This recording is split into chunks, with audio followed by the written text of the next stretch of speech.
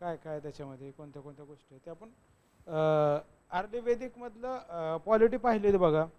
Early वेदिकची आपण polity पाहिलेली होती. आता उत्तर वेदिकमधली पॉलिटी बघूयात बघा. उत्तर वेदिकमधली पॉलिटी काय काय आहे, त्याच्यामध्ये कोणता कोणता भाग आहे, किंवा जसं सभा समिती गण परिषद विधात जसं होतं त्या राजकीय संस्था होत्या तसं यात काय आहे का बघायचं आहे बघा आपल्याला. आणि त्यातलं असणारं महत्त्व, कशाचं वाढलं महत्त्व, कशाचं महत्त्व कमी झालं, आणि त्यातनं मग प्रश्न आपल्याला एक्झॅक्टली काय येतील. जसं की सभा समिती विधात गण, सभेचं काय महत्त्व होतं, सभेमध्ये महिलाचा सहभाग होता का, गणमध्ये कोणाचा होता, विधातमध्ये कोणाचा होता, या गोष्टी आपण बघूयात बघा. उत्तर वैदिक राजकीय व्यवस्था, त्याच्या खालचा जो भाग पार्ट आहे तो उत्तर वैदिक राजकीय व्यवस्था.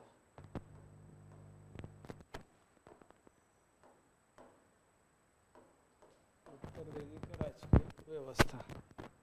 लोखंड आणि लोखंडाच्या आयुधांचा वापर यामध्ये सुरुवात झालेली दिसतो. सगळ्यात महत्त्वाचं काय, लोखंड, आयर्नचा वापर, आयर्न टेक्नॉलॉजी वापरायला लागले. लोखंड आणि लोखंडांच्या आयुधाचा वापर, आयुधांचा वापर ही आपल्याला लॅटर वेदिक पिरियडमध्ये सुरू झालेलं दिसतं. छोट्या छोट्या जमातीमध्ये मोठ्या जमातीची निर्मिती, म्हणजे मायनर ट्राईब आहेत त्यातनं मेजर ट्राईब किंवा महत्त्वाच्या ट्राईब म्हणून त्यांचा उदय झालेला दिसतो. शेतीतील उत्पादित वस्तू नियमितपणे कराच्या स्वरूपात भरल्या जाऊ लागल्या. हे टॅक्स सिस्टीम आपल्याला आलं दिसतं. कर शेतीतून, शेतीमधील काय, शेतीमधील उत्पादित वस्तू, उत्पादन केलेल्या वस्तू किंवा उत्पन्न ज्याचं झालेलं आहे उत्पादित वस्तू नियमितपणे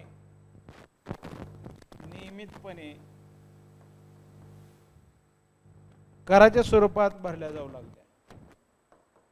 कराच्या स्वरूपात भरल्या जाऊ लागल्या म्हणजे काय, कर हे आपल्याला आलेलं दिसतं जाऊ लागल्या. याच्यावरच प्रश्न आहे बघा. काय की पहिला ऋग्वेदिक काळातला असणारा टॅक्स कोणता होता.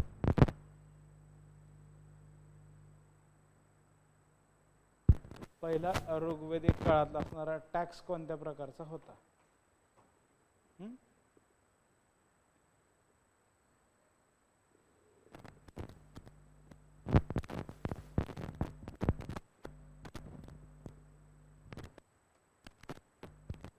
एक मिनिट आपण बघूया.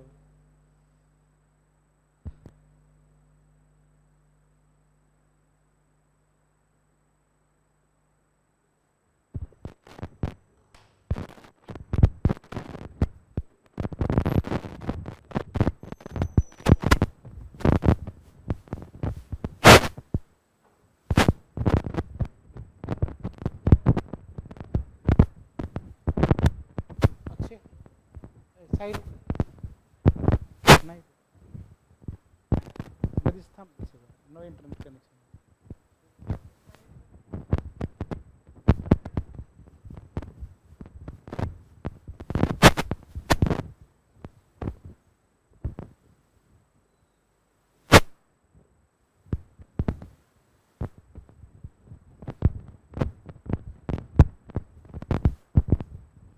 नाही की अक्षय देतो कोणी, अक्षय नाही कोणी.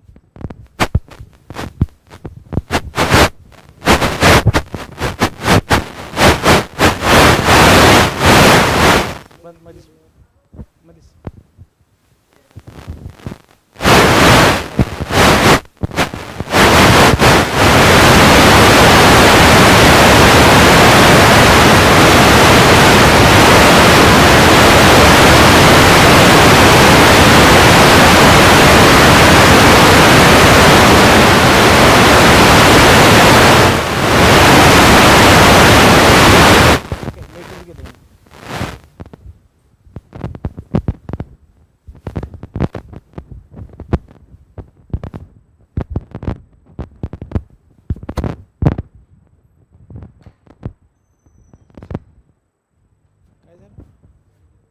सगळंच रेकॉर्डिंग चालू करू.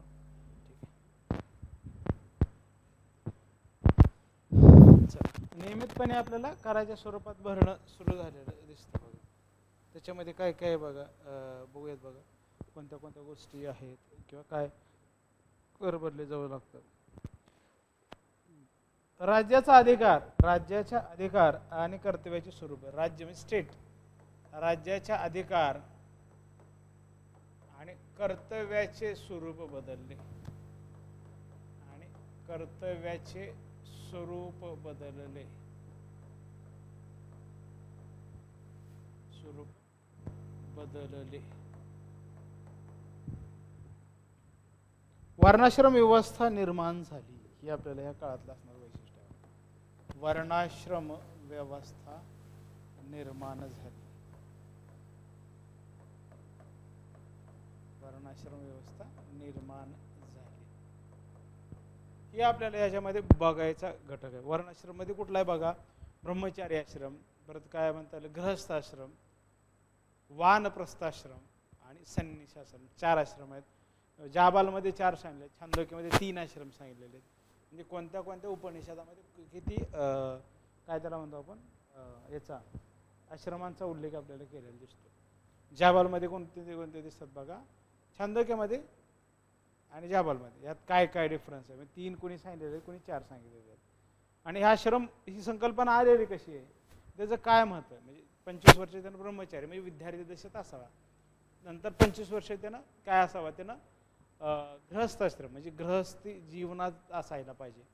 नंतर 25 वर्ष वानप्रस्थाश्रम म्हणजे काय, थोडंसं त्यानं संसारातनं लक्ष काढून घेऊन वानप्रस्थाश्रम थोडंसं या पद्धतीने राहायला पाहिजे. आणि संन्यासाश्रम सगळ्याच म्हणतात ना सांसारिक जीवनापासून दूर राहायला पाहिजे. असे 4 आश्रम म्हणजे आपल्याला जाबाल उपनिषदामध्ये दिसतात. तर छांदोग्य उपनिषदामध्ये 3 सांगितलेले आहेत. संन्यासाश्रम सांगितला नाहीये बघा. संन्यासाश्रम जो सांगितलेला नाही.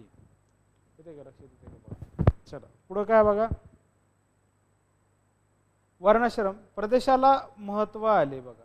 प्रदेशाला म्हणजे भूमीला, लँडला महत्त्व आले. प्रदेशाला महत्त्व आले. प्रदेशाला या ठिकाणी महत्त्व प्राप्त झालेलं दिसते. प्रदेशाला महत्त्व प्राप्त झालं. राजसूय यज्ञ प्रसंगी 2 वर्ष युद्ध चालत असे. त्यासाठी निश्चित जागा आवश्यक. असंधिवत ही कुरुपांचालाची राजधानी. असंधिवत ही नावाची कुरुपांचालाची राजधानी. रत्नहविंशीमध्ये राजा रत्नींकडे जाई. 12 रत्नी आपण बघितलीत बघा. ग्रामणी कशाला म्हणलेलं आहे, काय 12 रत्नींची आपण नावं घेतली आणि त्याच्यावर प्रश्न पण एकदा आलेला आहे. 12 रत्नींवर प्रश्न आलेला आहे बघा. रत्नहविंशीकडे जात. रत्नींना राहण्याची कायम जागा असेल बघा. रत्नींमध्ये आपल्याला काय सांगितलेलं आहे बघा. रत्नीन भागदूतला काय म्हणलेलं आहे बघा. भागदूत हे टर्म्स लिहून ठेवा. भागदूत मीन्स टॅक्स कलेक्टर. संग्रहिती म्हणजे ट्रेझरर. संग्रहिती म्हणजे ट्रेझरर. ट्रेझरर. शत means what is meant by Shata is a chamberlain in charge of royal household. Chamberlain in charge of royal household.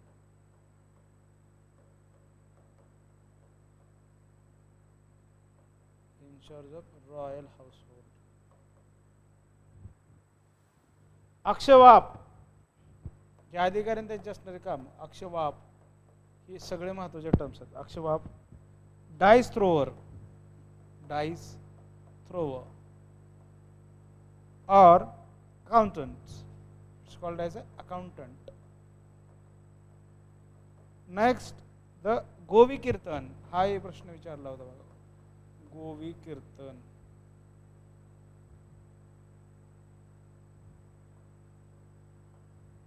गोवी कीर्तन. Keeper of game and forest. Keeper of game and forest. Keeper of game and forest. पालागल इथे एक terms लिहितो बघा. Term is a पालागल. पालागल means messenger. संदेशवाहक. संदेश पोहोचवणारा. पारागल संदेश पोहोचवणारा. हे असणारे हे अधिकारी आहेत. ही नावं सगळी लिहून ठेवा. भागदूत, टॅक्स कलेक्टर हा विचारलेला होता भागदूत. सगळं लिहून ठेवा खालचे जे आहेत ना 1 2 3 4 and the 5th. These are the 5 terms which will be asked in your NET or SET exam. Precisely single line questions. म्हणजे सिंगल लाईन क्वेश्चनसाठी तुम्हाला ते प्रश्न विचारले जाण्याची शक्यता आहे. ओके, लिहून घ्या पडदेशी. लिहून घेतलं की कमेंट बॉक्समध्ये कमेंट करा. त्याच्यानंतर मग तुम्हाला पुढचा भाग उत्तर वैदिक राजकीय व्यवस्थेमध्ये आणखी काय आहे तो बघूया. बघा भागदूत काय, आपण टॅक्स कलेक्टरमध्ये टॅक्स गोळा करणारा, टॅक्स गोळा करणारा. बरोबर. त्याच्यानंतर काय म्हणता येईल की संग्रहिती म्हणजे ट्रेझरर. ट्रेझरर म्हणजे त्या ट्रेझरी जी आहे रॉयल ट्रेझरी त्याचं असणारा. Chamberlain in charge of the royal household म्हणजे जे राजा आहे की त्याच्या घराण्याचे जे हाऊसहोल्ड काही काम असते ते इन्चार्ज असेल. जसं की यज्ञ करायचा आहे किंवा त्याचबरोबर अजून काय म्हणता येईल बघा वेगळ्या प्रकारच्या नेमणूक आहेत त्याच्याबद्दल. गोवी कीर्तन keeper of game and forest म्हणजे आजच्या काळात आपण म्हणू शकतो पर्यावरण मंत्रालय किंवा वन मंत्रालय कसं असणार आपल्याला गोवी कीर्तन असणार अधिकारी. नंतर अक्षवाब बघितला आपण dice thrower or the accountant लेखाजोखा किंवा लेखनिक असणारा किंवा जे नोंद ठेवणारा. आणि पालागल हे आपण चिन्ह वेगळं हे टाकलेलं आहे बघा ते काही त्याचा नाही.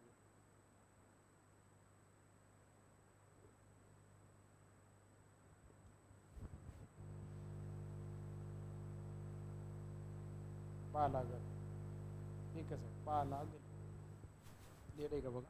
चला लिहिलं असेल. चला पुढचा भाग आपण बघूया. या टर्म्स या कॉन्सेप्ट तुम्हाला प्रश्न म्हणून येतात बघा. त्यामुळे तुमची जी जे काही एन्शियंटचे क्वेश्चन्स किंवा मार्क्स येण्याचे कारण याच्यामध्ये तुम्हाला डेटा खूप स्ट्रॉंग असला पाहिजे. डेटा स्ट्रॉंग असला तरच त्या गोष्टी तुमच्या होतात बघा. डेटा स्ट्रॉंग असला पाहिजे. आता आज मे बी आजच बघा आज आपण महाजन काय बघा महाजनपद 16 महाजनपदाचं पिरियड ऑफ महाजनपद we will start from end of our today's lectures. आणि ह्या आठवड्यात संपून जाईल हे लेक्चर्स. म्हणजे कुठलं युनिट 1 संपेल आणि युनिट 2ची सुरुवात होईल बघा. म्हणजे मौर्य काळाची सुरुवात आपल्याला ह्याच आठवड्यात चालू होईल बघा. आपले जर लेक्चर सगळे सुट्ट्या कुठल्या आल्या नाही तर लवकर संपून जाईल. ऐतरीय ब्राह्मणात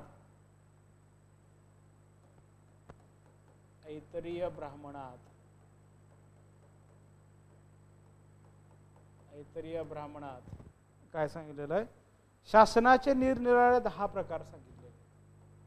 शासनाचे निरनिराळे 10 प्रकार नोंदवले आहेत. विशिष्ट भौगोलिकतेसोबत जोडलेली सत्ता यातून लक्षात येते. एकरात स्वतःच्या प्रदेशावर संपूर्ण ताबा असणारा राजा. एकराट म्हणतो आपण त्याला. आपण एकरात काय त्याचं मिनिंग काय बघा. कोणाला म्हणलं जातं एकरात? स्वतःच्या प्रदेशावर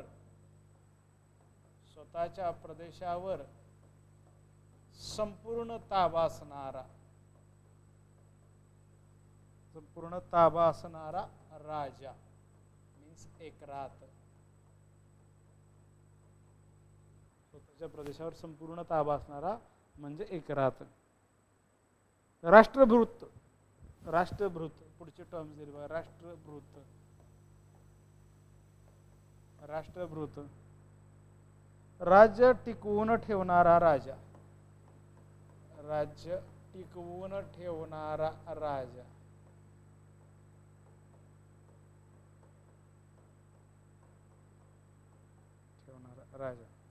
शतपथ ब्राह्मण मध्ये आपल्याला हे सांगितलेलं आहे.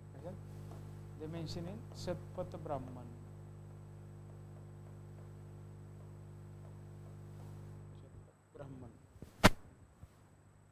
कुलांच्या सहमतीने राजा क्षत्रिय झाला. कुलांच्या सहमतीने राजा क्षत्रिय झाला. आणि ज्याला ब्राह्मण वर्णाचा पाठिंबा. राजा हा ब्राह्मणांचा संरक्षक म्हणजे प्रोटेक्टर ऑफ द ब्राह्मण was the kshatriya who has become with the help of kul. राजपद अनुवंशिक झाले बघा. राजपद स्वतःकडे 10 पिढ्या ठेवता आहे. काय राजपद अनुवंशिक झाले,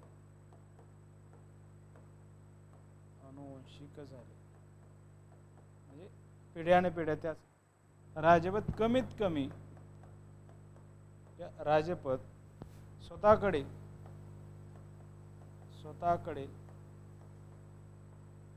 10 पिढ्या ठेवता येते. ही कशात मेन्शन केलेलं आहे, कशात सांगितलं आहे? शतपथ ब्राह्मणामध्ये.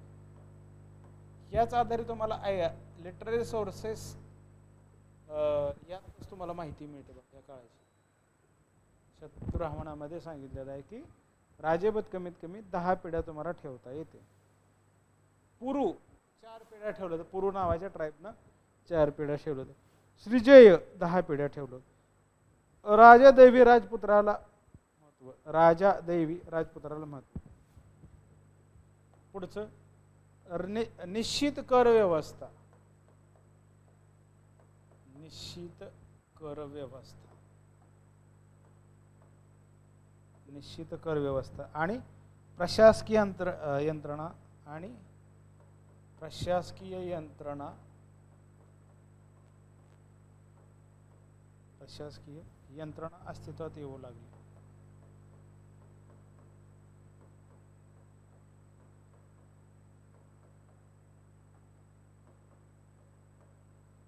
प्रशासकीय यंत्रणा अस्तित्वात येऊ लागली.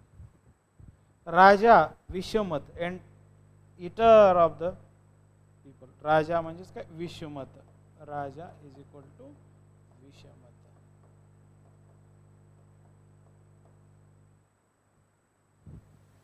लोकांच्या करावर जगणारा, त्यालाच काय? इटर ऑफ द पीपल म्हणजे लोकांच्या करावर तो जगणारा. 12 रत्ने हे आता महत्वाचे अधिकारी झालेले होते. 12 रत्ने हे आता महत्वाचे अधिकारी झालेले होते. भागदूत राजासाठी कर गोळा करणार आपण बघितलं. We have seen the bhagdut tax collector आपण बघितलं. तो कोण आहे? राजासाठी कर गोळा करणारा. राजासाठी कर गोळा करणारा म्हणजे भागदूत. स्थापत्य आणि सत्पत्ती प्रादेशिक प्रशासनाचे प्रमुख. स्थापत्य आणि सत्पत्ती, सत्पत्ती प्रादेशिक प्रशासनाचे प्रमुख.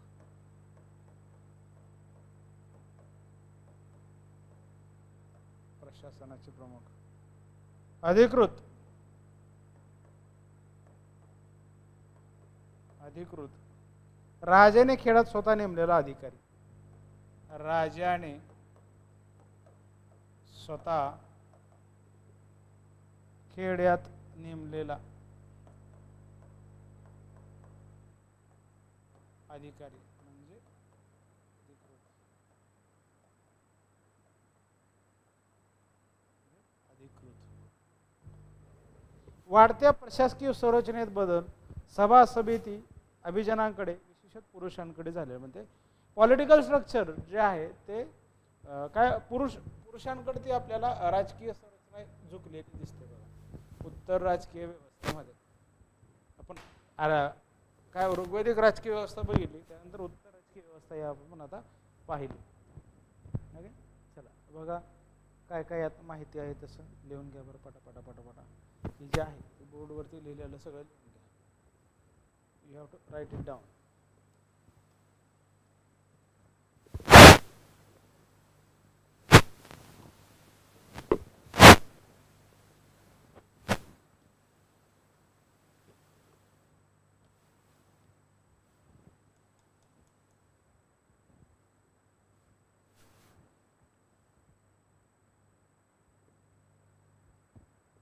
ऋग्वेदिक समाज, सोशल सिस्टम और social organisation of the Rigvedic society.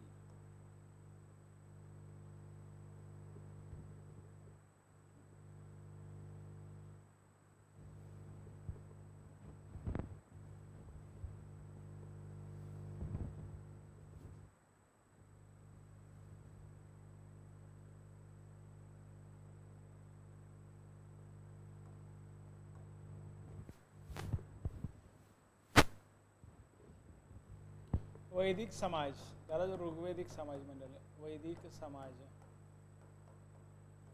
वैदिक समाज. पुरुषसत्ताक समाज, भटका आणि पशुपालक. पुरुषसत्ताक समाज, पुरुषसत्ताक समाज, भटका आणि पशुपालक. भटका आणि पशुपालक म्हणजे पशुवरती अवलंबून असणारा. कुटुंबामध्ये कोण कोण असायचं बघा त्या काळात समाजामध्ये. जर बघितलं समाज सोशल सिस्टीममध्ये, कुटुंबामध्ये आपल्याला कोणाकोणाचा समावेश असतो कुटुंबामध्ये? पती पत्नी, आई वडील यांचा समाज, आई वडील यांचा समाजामध्ये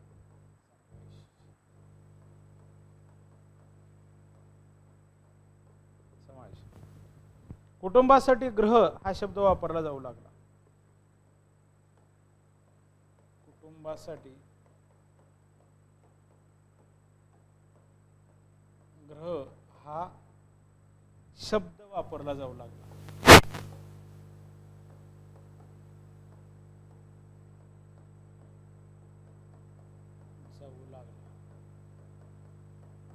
ग्रह हा शब्द वापरला जाऊ लागला. कुलप, एल्डर सन या अर्थाने वापरला जाईल. कुलप म्हणजे काय? मोठा मुलगा. एल्डर सन मोठा मुलगा या अर्थाने सुद्धा वापरला जाऊ लागला. नत्री ही संज्ञा वारंवार वापरली गेली. विष हा शब्द 17 वेळा आहे बघा. विष हा शब्द 17 वेळा. जन 275 वेळा उल्लेख. पी.व्ही. काणे काय सांगतो? ऋग्वेदात 2च वर्ण होते according to Bharat Ratna P V. Kane. P V. Kane what did he say? ऋग्वेदात 2 वर्ण, ऋग्वेदात 2च वर्ण आहेत. 2च वर्ण आहेत. त्यामध्ये आपल्याला कोण दिसतं? एक आर्य आणि दुसरा दास, सेकंड दास, बस एवढे 2च वर्ण दिसतात. रंगाच्या फरकावर हे विभाग पडले असेल. म्हणजे आर्य आहेत, गोरी आहेत, उंच आहेत, देखणे आहेत, आणि नॉन आर्य जे आहेत किंवा दास आहेत ते भसक्या नकाचे, काय म्हणतात ना की कलर हा कृष्णवर्णीय कलर असणारा, अशा पद्धतीचं आपल्याला त्याचे काही वैशिष्ट्य सांगता येतं. सोशल डिव्हिजन आपल्याला बघायचं तर ओके बघूया आपण तिचं बघा. काय? राजा दास दस्यू यांना कैदी बनवून त्यातून शूद्र बनले. पुढंच काय सांगतात बघा पी.व्ही. काणे. दास दस्यू यांना कैदी बनवून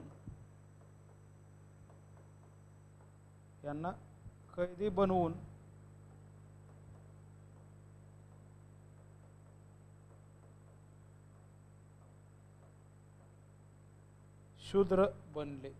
त्यातनं शूद्र बनलेले दिसतात. दास अवर्त, अकृत, मृदवाक, अनास्ता, स्नब नोज. म्हणजे दास म्हणजे कोण बघा? दाससाठी असणारे वेगळे शब्द आहे. दास अवर्त, अकृत, मृदू नाक, मृदवाक, अनासाह, त्याला काय? स्नब नोज म्हणजे बसक्या नाकाचे, स्नब नोज. राजांना समाजामध्ये प्रतिष्ठा आहे. राजा जो आहे त्याला समाजामध्ये असणारी प्रतिष्ठा दिसते. लुटीमध्ये त्याला जास्त वाटा, जे काही लूट केली जायची त्याच्यामध्ये त्याला जास्त वाटा दिला जातो. राजांच्या नातेसंबंधाला महत्त्व प्राप्त झाले. आता बघा यातले जे काही टर्म्स आहेत बघा, जसं काही व्रत,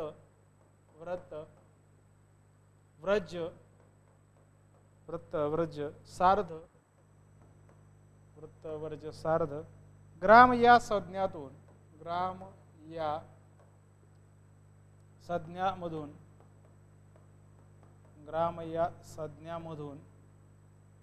ऋग्वेदातील स्तरीकरण, ऋग्वेदातील स्तरीकरण, ऋग्वेदातील स्तरीकरण, स्तरीकरण. 9व्यातला दुसरा जग I poet, father physician, mother grinder. म्हणजे काय, इंद्रा मला लोकांचा राजा कर, हे आपल्या तिसऱ्या ह्याच्यात आलेलं दिसतं. म्हणजे काय काय पद्धतीने वेगळ्या काय याचे असणारे दिसतात बघा. आता विवाहाबद्दल काय सांगितलेलं आहे बघा ऋग्वेदिक काळातलं ते बघूया. पहिल्यांदा हे बघून घ्या काय बा सोसायटीत काय कशा प्रकारचे आहे. तर आपल्याला भटके आणि पशुपालक असणारी पितृसत्ताक असणारी समाज व्यवस्था दिसते, बरोबर. त्याच्यानंतर आपल्याला काय म्हणतो आपण, आपल्याला कोण कोण दिसतं बा, कुलप एल्डरसन म्हणून आपल्याला महत्त्वाचं दिसतो. दास कसे आलेले, दासांचं महत्त्व आपल्याला सांगितलेलं आहे. हे युद्धातनं शूद्र झाले त्यांना दास बनवलेलं आहे का. विवेकानंद ऋग्वेदात 2च अवर्ण सांगितलं, आर्य सांगितलं काय शुद्ध दास सांगितलेलं आहे, बरोबर. आपण म्हणतो ह्यात नाही काही स्तरीकरण, सोशल स्ट्रॅटिफिकेशन असणारं दिसतं जे आपल्या सिलेबसचं वर्ड आहे. Social stratification we have learn from that word, किंवा त्यातनं आपल्याला सामाजिक स्तरीकरण दिसतं.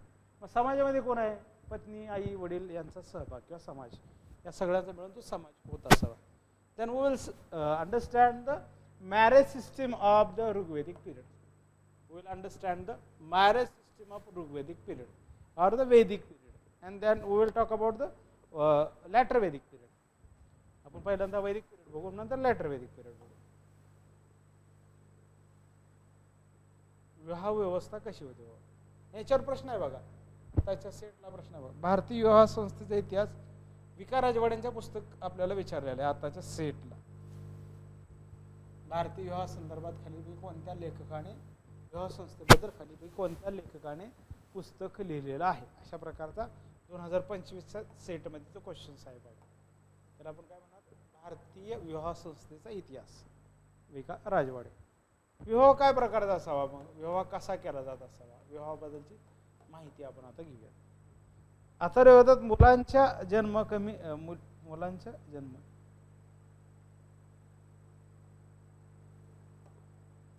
मुलींचा जन्म कमी. अथर्ववेदात मुलींचा जन्म कमी, जन्म कमी लेखला, कमी लेखला. दुसरं ऐतरेय ब्राह्मणात, ऐतरेय ब्राह्मणात, ऐतरेय ब्राह्मण, मुलींमुळे दुःख निर्माण होतं, हे असं ऐतरेय ब्राह्मणात सांगितलेलं आहे. हे आपलं मत नाही, दुःख निर्माण होतात, मुलींमुळे दुःख निर्माण होतं. बृहदारण्यक उपनिषद, मातृवंशाचा प्रभाव. बृहदारण्यक उपनिषद, बृहदारण्यक उपनिषद.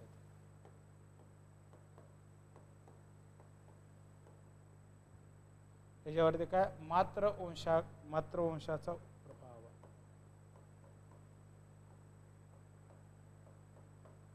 मातृवंशाचा प्रभाव. शूरवीर प्राप्त व्हावा म्हणून प्रार्थना केली, मुलगा शूरवीर प्राप्त व्हावा, शूरवीर प्राप्त व्हावा म्हणून प्रार्थना, म्हणजे मुलगा प्राप्त व्हावा म्हणून प्रार्थना. 16व्या वर्षी मुलीचा विवाह केला जायचा. काय, 16व्या वर्षी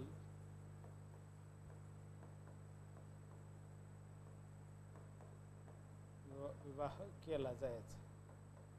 16व्या वर्षी मुलीचा विवाह. प्रतिलोम विवाह, ययाति व देवयानी. प्रतिलोम विवाह काय बघा, प्रतिलोम काय बघा, प्रतिलोम माहिती असेल तर बघा, नसेल तर तुम्ही विचार करून सांगा, बघू कमेंट बॉक्स मध्ये करा. प्रतिलोम विवाह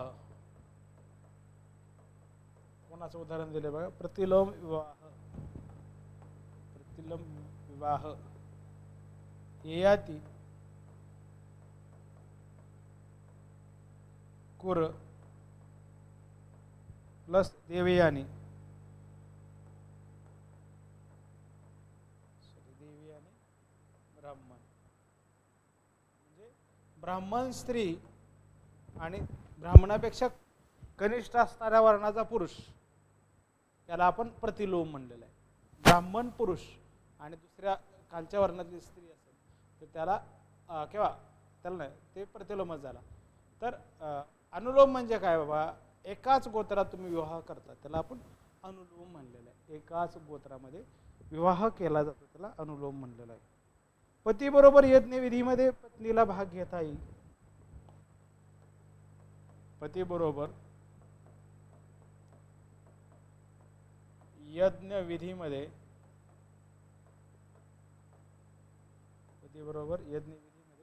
पत्नीला भाग घेता येईल.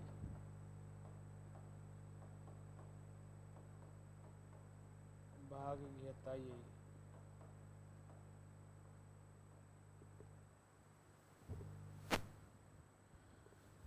ऋग्वेदात नियोग आणि पुनर्विवाह सांगितलेला आहे. पुनर्विवाह पण सांगितले बघा ऋग्वेदामध्ये. हेच आपल्याला पंडित विद्यासागरांनी सांगितलं बघा. याचा रेफरन्स घेऊन मॉडर्न काळातले जी मॅरेज काय म्हणतात पुनर्विवाहाची चळवळ होती बघा 18-19 शतकामध्ये निर्माण झाली बघा.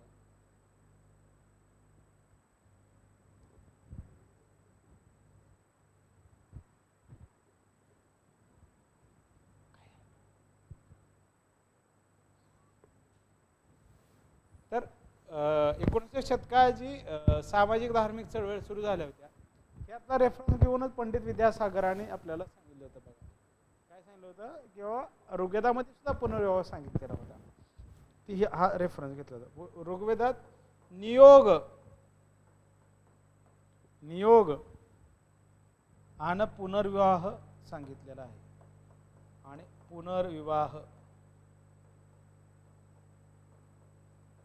पुनर्विवाह सांगितलं आहे.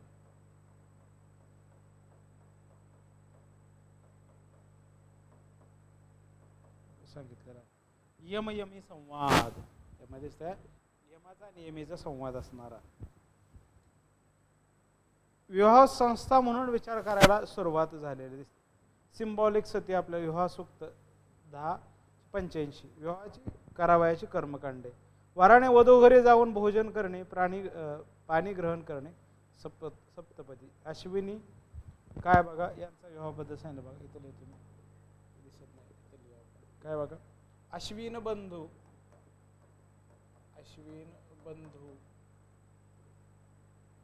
सूर्या मरुत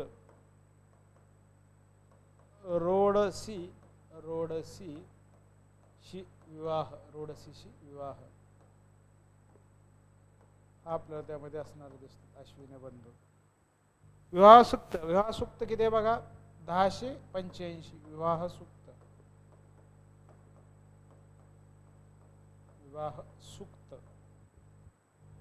विवाहासाठी करावयाची कर्मकांडे. विवाहासाठी करावयाची कर्मकांडे. वराने वधू घरी जाऊन भोजन करणे आणि पाणी ग्रहण करणे त्याला सप्तपदी म्हणलेलं आहे. विवाहाबद्दल आपण बघितलं. आता आपण शिक्षणाबद्दल बघूया बघा. शिक्षणाबद्दल बघूया. याच्या अगोदर एकदा लिहून घ्या. मग आपण education system in the Rigvedic period किंवा वैदिक पिरियडमध्ये बघूया आपण. तर लॅटर वेदिक आपल्याला बघायचं. पटापटा लिहून घ्या बघू.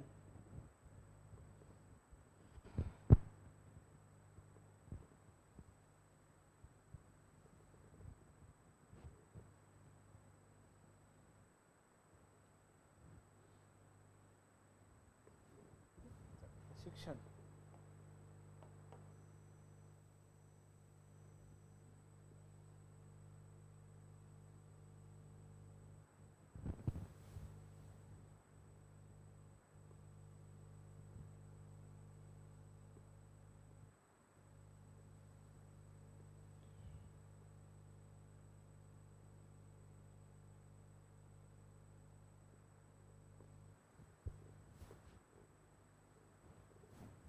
काय सांगितलं त्यात.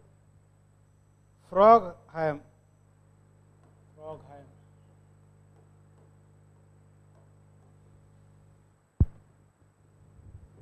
7:1 सातव्या मंडळातलं पाठांतरावर भर आपल्याला दिसतो. त्यातलं शिक्षण काय बघा, पाठांतरावर भर.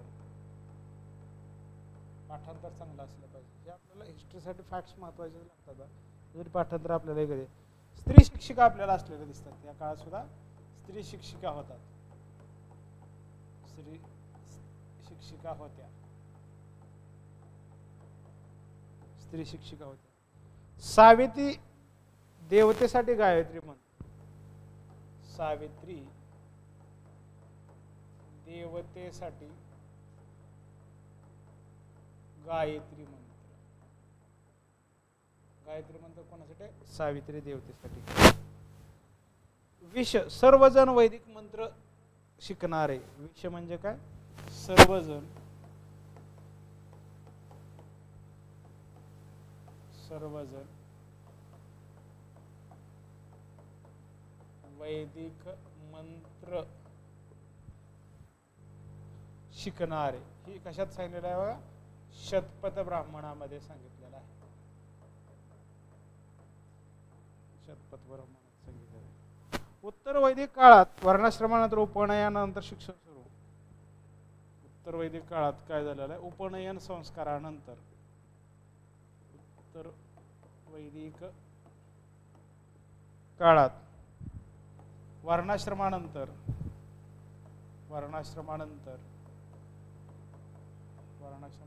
काय झालेलं आहे? उपनयन संस्कारानंतर शिक्षण सुरू. उपनयनानंतर शिक्षणाची सुरुवात आहे.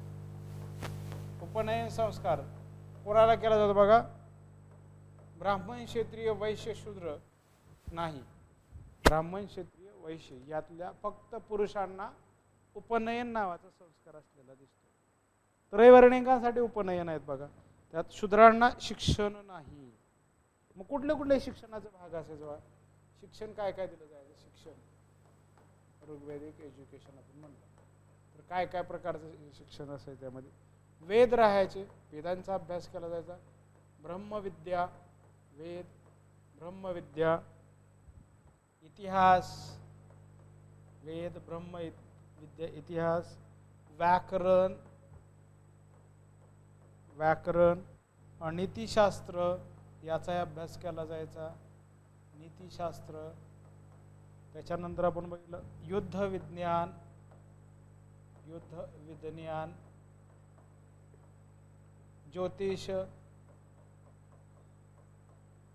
ज्योतिष, अरिथमॅटिक, ग्रामर यावर भर. अरिथमॅटिक और ग्रामर यावर भर. ग्रामर आपण व्याकरण म्हणलेलं आहे, यावर भर. त्याच्यानंतर आहे बघा बृहदारण्यक उपनिषदामध्ये, बृहदारण्यक हे सगळं महत्वाचं लिहून घ्या. बृहदारण्यक उपनिषदामध्ये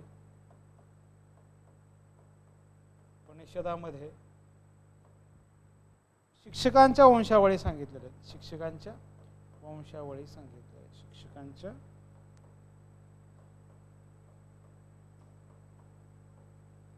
वंशावळी. समन ऋग्वेदिक शिक्षण संस्था असावी. समन म्हणजे काय बघा? समन ऋग्वेदिक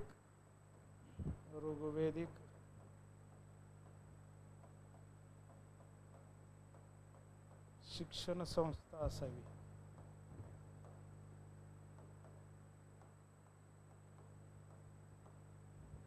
त्या ठिकाणी असणारे शिक्षण ऋग्वेदिक शिक्षण बघून घ्या पटापटा. मग आपण सामाजिक बदल काय झालं उत्तर हे आपण ऋग्वेदिक समाज बघितला. नंतर आपण लॅटर वैदिक समाज बघूयात. बघा लिहून घ्या पटापटा, पटपट लिहून घ्या. दिसतंय का बघा?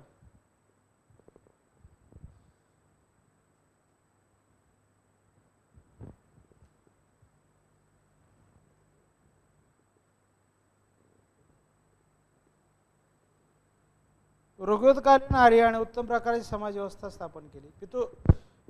पितृप्रधान कुटुंब दिसतं आपल्याला. त्यामध्ये पितृप्रधान म्हणजे काय? पुरुष सत्ताक असणारं कुटुंब प्रधान दिसतं. त्याचबरोबर ऋग्वेदकालीन पितृप्रधान कुटुंब पद्धती. कुटुंब हा महत्त्वाचा सामाजिक व राजकीय घटक होता. कुटुंब महत्त्वाचा आणि सामाजिक राजकीय घटक होता. पिता हा कुटुंब प्रमुख असून त्याला गृहपती किंवा दंपती असे म्हणत. गृहपती किंवा दंपती असे त्याला म्हणत असत. दंपती हा शब्द पती पत्नी याही अर्थाने दंपती दोघं असणारे पती आणि पत्नी याला मिळून सुद्धा दंपती म्हणलं जायचं. माता पित्यांना आणि दत्त ही नावं आवडती नावे होती. पती पत्नी मिळून अनेक धार्मिक विधी आपण बघितलं त्या सहभाग घेता येऊ शकतो की कुठल्या स्त्री पुरुषांना किंवा नवरा बायकोंना धार्मिक विधीमध्ये सुद्धा स्त्रीला सहभाग करून घ्यावा लागे घेत असत. त्यासाठी चांगल्या संस्काराद्वारा कुटुंबातील व्यक्तींना शिस्त लावित असे. देवदेवतांची पूजा, वडील माता पित्या गुरु यांच्याबद्दल आदर असलेला दिसतो. अतिथींचे आदरातिथ्य म्हणजे जे येणाऱ्या पाहुण्यांचे आदरातिथ्य व सदाचार वगैरे सद्गुणांची कुटुंबात रुजवणूक केली जाते किंवा करत असत. कुटुंबाच्या प्रतिष्ठेला कलंक लावणाऱ्यांना तो कठोरपणे शासन करीत असे. पित्याने जुगारी पुत्राचे नेत्र काढून त्याला अंध बनवल्याची उदाहरणे आहेत बघा. एखादा मुलगा जर ऐकतच नसेल, तो जर जुगार खेळत असेल तर त्याला त्याचे नेत्र म्हणजे का डोळे काढून त्याला अंध केल्याचा पुरावा, तशी उदाहरणे आपल्याला ऋग्वेदिक काळामध्ये दिसतात. म्हणजे ऋग्वेदिक समाज हा उत्तरवेदिक काळापेक्षा चांगला असलेला दिसतो बघा. थोडंसं मेल डॉमिनन्स आहे पण थोडा कमी आहे, बरोबर. प्रतिष्ठेला कलंक लावणारा तो कठीणपणे शासन करत असे. मुला मुलींचे विवाह ठरविण्यातही त्यांचे महत्त्वाचे स्थान होते. कोणाचे? पित्याचे. पिता हा कुटुंबातील संपत्तीचा स्वामी होता. कुटुंबातील व्यक्ती वेगळे होण्याचे वेळी संपत्तीची वाटणी करण्याचा पित्याला आग्रह होता. पित्याला जास्त हक असलेला दिसतो बघा. काय संपत्तीचं वाटप करायचं असेल तर त्यावेळेस पित्याची महत्त्वाची भूमिका असणार दिसते. तो काय ठरवतो, तो कसं ठरवतो त्याच्यावरच त्याची जी काही वाटणी व्हायची घराच्या संपत्तीची त्याच्यातनं होत असे. तो कारण कुटुंबातल्या संपत्तीचा जो स्वामी होता त्यानंच कमवलेली की त्याची ती संपत्ती ही गणली जायची, कारण तो समाजच काय पितृसत्ताक असणार होता. कुटुंबातील व्यक्ती बैल कुटुंब प्रमुखास मुलगा नसल्यास दत्तक घेण्याचा अधिकार. समजा एखाद्याला मुलगाच झाला नाही तर तो मुलगा म्हणून दत्तक दुसऱ्यांना घेता येऊ शकत होतं. बहुधा मुलींचा मुलगा दत्तक म्हणून घेण्यात येईल. संयुक्त कुटुंबाबद्दल स्पष्ट माहिती मिळत नाही. जॉईंट फॅमिलीबद्दल आपल्याला ह्या काळात माहिती मिळत नाही. या कुटुंब कसं होतं, म्हणजे न्यूक्लिअर होतं, संयुक्त होतं की जॉईंट होतं की काय होतं बाबा. एक्सटेंडेड फॅमिली आता नवीन कन्सेप्ट आहे, एक्सटेंडेड फॅमिली होतं, तसं काय आहे का, तसं काही होतं का, त्याबद्दल आपल्याला स्पष्टपणे माहिती उपलब्ध होत नाही. विवाह संस्कार. विवाह प्रथा विकसित झाली होती. विवाह हा पवित्र संस्कार समजणे 16 संस्कारापैकी एक आपल्याला विवाह संस्कार दिसतो. झालेल्या तरुण तरुणीच्या तन्मन संगमातून निर्माण होणारी मुले मुली भावी काळात शूरसैनिक शूरवीर व्हावा, मुलगा मिळावा, वीर माता होऊन वंश रक्षण, गृहरक्षण, राष्ट्ररक्षण करीत असल्यामुळे अविवाहित राहणे अपवित्र समजण्यात येत असे. अविवाहित राहणे हे अपवित्र समजण्यात येत असे. मुले वयात आल्यावर विवाह करीत बालविवाह नव्हते असल्याला आपल्याला ठाम काही ठिकाणी ते रेफरन्स मिळतो. आपल्याला पुनर्विवाहाबद्दलची माहिती आपल्याला दिसते बा, पुनर्विवाहाची आपल्याला असणार दिसतं. आपल्या जीवनासाठी निवडण्याचे स्वातंत्र्य होते, तरी पण पित्याच्या मतालाही मान द्यावा लागत. प्रेम व पैसा यासाठीही विवाह होत असत. मुलगी आपल्या प्रियकराशी विवाह करू शकत होती. कुरूप व शारीरिक व्यंग असलेल्या वधूला सुस्वरूप व सुदृढ वर मिळवण्यासाठी हुंडा द्यावा लागत असे.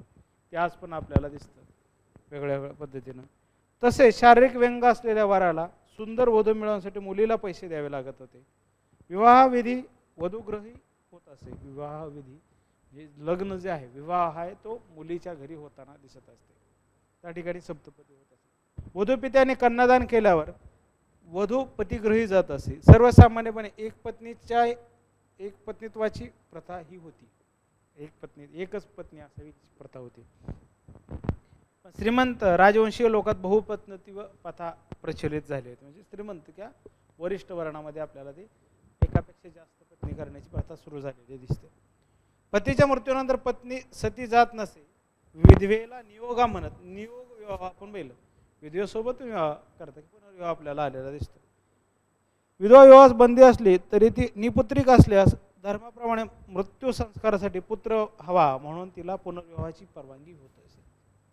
काय तिला मृत्यूसमयी तिला जी काही आहे धर्माप्रमाणे तिला जर निपुत्रिक राहिले, त्याला जर मुलगाच नसेल तर तिला अंत्यविधी देण्यासाठी कोण असावा, त्यासाठी तिला विवाह करण्याची परवानगी दिली जात असे. स्त्री स्वातंत्र्याबद्दल जर आपण बघायचं म्हणलं त्या काळातलं काय होतं बाबा स्त्री स्वातंत्र्य ऋग्वेदिक पिरियडमधलं, त्यात काय दिलेलं आहे बघा. समाजात स्त्रियांना महत्त्वाचे स्थान होते. युद्धासाठी शूर सैनिक हवेत म्हणून मुलगा होणे अधिक पसंत केले जात असले तरी बालिका हत्या, स्त्री भ्रूण हत्या ही नव्हती. मुलाप्रमाणेच मुलीची संगोपन व शिक्षण करण्यात येत असे. मुलगी वयात आल्यावर तिला आपला जीवनसाथी निवडण्याचे स्वातंत्र्य आपल्याला असलेलं दिसतं. मुलीचा विवाह थाटामाटात करून पिता तिला पतिगृही पाठवित असे. पतिगृही तिला आदराचे स्थान होते, नॉट डेरोगेटरी ऑर द वाईट परिस्थिती नव्हती, एवढी परत झालेली होती. ती गृहस्वामीने समजण्यात येई. स्त्रियांना मात्रपद फार महत्त्वाचे होते, म्हणजे आई झालं पाहिजे. तिला वडील मंडळी अष्टपुत्र सौभाग्यवती भाऊ असा आशीर्वाद देत असत, कारण देशाला जास्तीत जास्त शूर सैनिकांचा पुरवठा करण्याचे तिच्यात सामर्थ्य आहे. त्यामुळे अधिक पुत्र असणारी माता आदरास पात्र होत असे. म्हणून जिच्या हाती काय म्हणता येईल की दरवर्षी पाळण्याची दोरी ती कुलाला उद्धारी असा जगू समज असावा. संतती नियमन नव्हते, म्हणजे काय फॅमिली प्लॅनिंग वगैरे काही नव्हतं. पत्नीनंतर तिला सती जावे लागत नव्हते. स्त्रियांना अजन्म कुमारिका सुद्धा राहता येत असे. एखाद्याला विवाहच करायला एखाद्या मुलीला तर ते अजन्म अविवाहित सुद्धा राहू शकत होते, हे आपल्याला ऋग्वेदिक समाज सांगतो. पण अविवाहित राहणं अपवित्र समज जायचं आपण पहिलं. त्यांना विद्याभ्यास करण्याचे स्वातंत्र्य होते. लोपामुद्रा, विश्वेश्वरा, सिकारता, निवावरी, घोषा, गोधा, अदिती वगैरे सारख्या स्त्रिया पुरुषांबरोबर वादविवादात सुद्धा सहभागी किंवा भाग घेताना दिसतात. पुरुषात संचार करण्याची स्त्रियांना बंदी नव्हती. विवाह समारंभ वगैरे प्रसंगात स्त्रिया पुरुषांबरोबर खेळीमिळीने वावरत असत किंवा त्या प्रकारचं वास्तव्य असत. तरी पण स्त्रियांचा नैतिक दर्जा अत्यंत उच्च होता. स्त्रियांना पुरुषांप्रमाणे स्वातंत्र्य समान दर्जा नसला तरी त्या बऱ्याच स्वतंत्र किंवा बऱ्याच लेवलला चांगली परिस्थिती असलेली दिसते. वेशभूषा आपल्याला कसं सांगता बघा, आपण चित्रात ना आपण काय म्हणतो लिटररी सोर्सेसमधूनच आपण सांगतो किंवा काय काय होतं ऋग्वेदिक पिरियडची असणारी सोसायटी काय. आर्यांचा पोशाख सुती लोकरी कापडाचा असे. कापड अनेक रंगाचे होते. आर्यांच्या पोशाखात 2 किंवा 3 वस्त्रे असून स्त्री व पुरुषांच्या पोशाख पद्धतीत निश्चित फरक सांगता येत नाही. निवी नामक वस्त्र कमरेभोवती गुंडाळत असते. निवी नामक वस्त्र कमरेभोवती गुंडाळत असावे.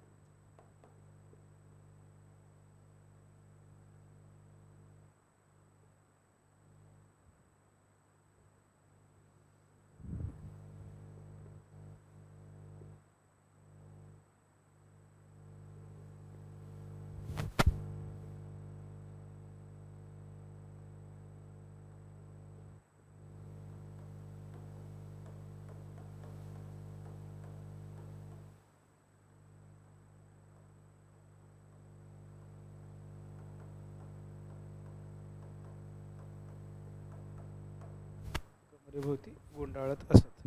निवी नामक वासस नावाचे वस्त्र अंगात घालत व अधिवासस अंगरखा नावाचे वस्त्र त्यावर परिधान करत. अटका किंवा दोरपी नामक वस्त्र सुद्धा घालत. वस्त्रावर सोनेरी भरत काम करीत. वस्त्रांवर सोनेरी भरत काम करीत असत. ऋग्वेदात केस करतानाचा उल्लेख आहे. ऋग्वेदामध्ये केस करताना केस कट करण्याचा उल्लेख असलेला दिसतो. पुरुष बहुधा केस कापीत किंवा केस गुंडाळून त्यांच्या डोक्यावर गाठ पाडीत, तसेच दाढी काढीत किंवा वाढवीत. स्त्रिया केसांची वेणी घालत असत. दागिने स्त्री पुरुष दोघेही दागिने वापरताना दिसतात. कर्णफुले, कंठमाला, कंकण, बाजूपंद, पैंजण वगैरे दागिन्यांचा उपयोग आपल्याला त्या काळात केलेला दिसतो. आहारांमध्ये जर आपण बघितलं आहारामध्ये गहू, जव, सातू, तीळ, फळे, भाजीपाला यांचा समावेश होत असे. दूध व त्यापासून होणारे दही, तूप, ताक वगैरे पदार्थास आहारात प्राधान्य होते. बैल, बकरा, मेंढी, घोडा यांचे मांस भक्षण केले जाई. गायीचे मांस खाणे उत्तरोत्तर कमी होऊन ते अघन्य हत्या करण्यास अयोग्य समजण्यात येऊ लागले. सोम व सुरा ही पेय त्यास प्रिय होती. सोम हा रस मुंजवत पर्वतावर असलेल्या सोभोवली पासून काढण्यात येत असे. ऋग्वेदाच्या 9व्या मंडळात सोमरसाची माहिती मिळते. सोमरस. सुरा ही धान्यापासून काढीत सुरापान आणि किंवा मद्यपान करणे अयोग्य समजण्यात येत असे. आर्यांची घरे लाकूड व बांबूंची होती. भिंतीसाठी विटा आणि मातीचा उपयोग करण्यात येई. ग्रहांच्या बाजूला गुरांचा गोठा असे. मनोरंजन, नृत्य, संगीत, गायन, जुगार, शर्यती, शिकार वगैरेद्वारा आर्य आपले मनोरंजन करीत असत. संगीताच्या तालावर नृत्य करण्यात स्त्री पुरुष दोघेही भाग घेत असत. संगीतात विणा, वणा, करकरी, दुदुंबी वगैरे वाद्यांचा समावेश होतो असे. उत्सव व समारंभ प्रसंगी स्त्री पुरुष उत्तमोत्तम पोशाखात उपस्थित राहून गायन, वादन व नृत्य वगैरे द्वारा करमणूक करीत असत. म्हणजे आपल्याला मनोरंजनासाठी आपल्याला वेगवेगळ्या प्रकारचे गेम्स किंवा वेगवेगळ्या प्रकारची पद्धतीने ते केलं जात असे. द्यूत, जुगार किंवा द्यूत हे सुद्धा मनोरंजनाचे साधन म्हणून केलं जात असे. त्यामुळे अपकीर्ती होते व सर्वनाश होऊन म्हणून जुगार खेळणे निषिद्ध समजले जायला लागले नंतर राहतात.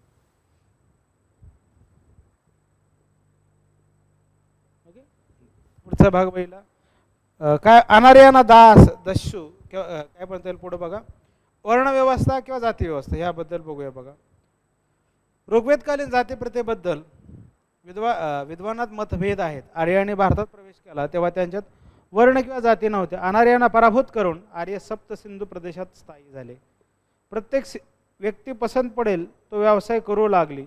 युद्ध, अध्ययन, शेती, व्यापार, उद्योग हे प्रमुख व्यवसाय होते. त्यामुळे ते व्यवसाय करणाऱ्यांचे गट बनले. जे धाडसी व शूर राजरक्षण व राजवर्धनार्थ युद्धात भाग घेत ते क्षत्रिय बनले. म्हणजे त्यांच्या व्यवसायावरनं ते पडलेला वर्ण आहे का असं वेगवेगळ्या अभ्यासकांचं मतांतर किंवा मतभेद असलेले दिसतात. कामे करीत व त्यांचा ब्राह्मण वर्ग बनला. क्षत्रियानंतर हा महत्त्वाचा वर्ग ठरला. जे आर्य शेती, व्यापार, उद्योग करीत त्यांचा वैश्य वर्गात समावेश झाला. अशा प्रकारे आर्य, क्षत्रिय, वैश्य, ब्राह्मण हे 3 वर्गात वर्ण पडले. ही विभागणे गुणकर्मानुसार झाली असावी. त्यांचे जे गुण आहेत, ज्या पद्धतीचे व्यवसाय त्यावर त्यांचं पडलेलं असावं. व्यवसाय व वर्ण बदलता येत असे. अनार्याचा शूद्र वर्ण बनला. सेवा करणे हे शूद्रांचे कर्तव्य किंवा काम म्हणण्यात आलेलं दिसतं. काम म्हणून त्याला असाइन केलेली गोष्ट म्हणजे शूद्रांसाठी असणारं वर्ण. अनार्यांना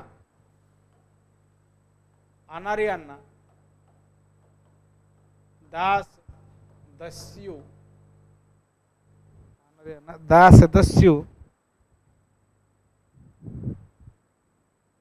पिशाच राक्षस नावाने संबोधून आर्य त्यांना तुच्छ लेखित व त्यांचा तिरस्कार करीत असत. पणी नावाचा एक आपल्याला दिसतो बघा, ज्याचा तिरस्कार आपल्याला इंद्र करत असताना दिसतो. क्षत्रिय, ब्राह्मण, वैश्य ह्या वर्गाचे लोक वर्ण व्यवसाय बदलू शकत होते. एवढेच नव्हे तर एकाच कुटुंबातील व्यक्ती स्वहिताचा धंदा करीत असे. ऋग्वेदात एका सुक्तात सुक्त करता म्हणतो, मी कवी आहे, माझे वडील वैद्य आहे, माझी माता धान्य काढत असते आणि अशा रीतीने गुराखी असे गुरामागे धावतात. जसे आम्ही मित्र आम्ही भिन्न धंदे करून धनामागे धावतो. म्हणजे पैसा कमवला पाहिजे, वेगळ्या प्रकारे तुम्ही धंदे करा, व्यवसाय करा, त्यातनं तुम्ही उदरनिर्वाह करण्यासाठी आपल्याला वापरला गेलेला भाग दिसतो. वर्णसुद्धा बदलू शकते. क्षत्रियांचा ब्राह्मण व ब्राह्मणांचा क्षत्रिय होतो. विश्वामित्र हा क्षत्रिय असून पुरोहित होता. वशिष्ठ पुरोहित असून शास्त्रकर्म करीत असे. जनक ह्या क्षत्रिय राजाकडे अनेक ब्राह्मण शिष्य शिकायला होते. जनक यावेळी ब्राह्मण हे क्षत्रिय राजांचे आश्रित होते. वास्तविक पाहता प्रारंभी सर्वच आर्य क्षत्रिय होते. ब्राह्मणांची 10 गोत्रे क्षत्रिय ऋषीपासून आहेत. साकृत, माघाता, अंगिरस, भारद्वाज, गार्गी, विश्वामित्र हे ऋषी क्षत्रिय होते. ब्राह्मण क्षत्रियांमध्ये बेटी व्यवहारास बंदी होती. म्हणजे मुलगी एकमेकाला विवाहासाठी देणार नाही. शुक्राचार्य कन्या देवयानेचा ययाती राजाशी झालेला विवाह हा त्याला प्रतिलोम विवाह म्हणलेला आहे बघा. तसेच विदर्भ कन्या लोपमुद्रा हिचा अगस्तीशी विवाह झाला. रोटी व्यवहारांना प्रचलित होते. शूद्रांना मात्र रोटी बेटी व्यवहार नसून त्यांचा स्पर्श त्याज किंवा वर्ज्य मानला जायचा. शूद्रांचा स्पर्श सुद्धा वर्ज्य मानण्यात येईल बघा. ऋग्वेदाच्या 10 मंडळात तर पुरुष सूक्तात जाती प्रथेचा उल्लेख किंवा वर्ण व्यवस्थेचा उल्लेख आपल्याला असलेला दिसतो. पण 10व्या मंडळाचा ऋग्वेदात नंतर समावेश करण्यात आला असे विद्वानांचे मत आहे. कालांतराने जातीबंधने अधिक कडक झाली.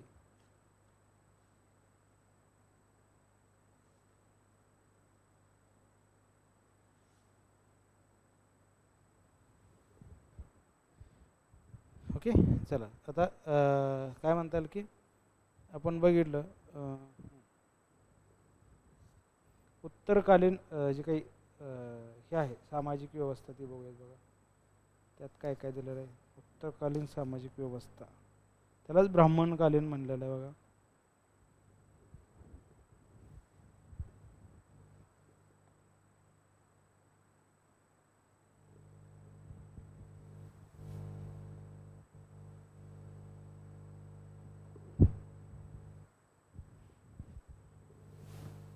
उत्तर वैदिक ऋग्वेदिक कालखंड मध्ये हा दुसरा पार्ट आहे. म्हणजे ह्याच्यात काय 1000 BC to 600 BC त्यालाच ऋग्वेद कालीन म्हणलेलं आहे. 17 पुरोहितापैकी ब्राह्मण पुरोहिताला महत्व. 17 पुरोहितापैकी ब्राह्मण पुरोहिताला महत्व.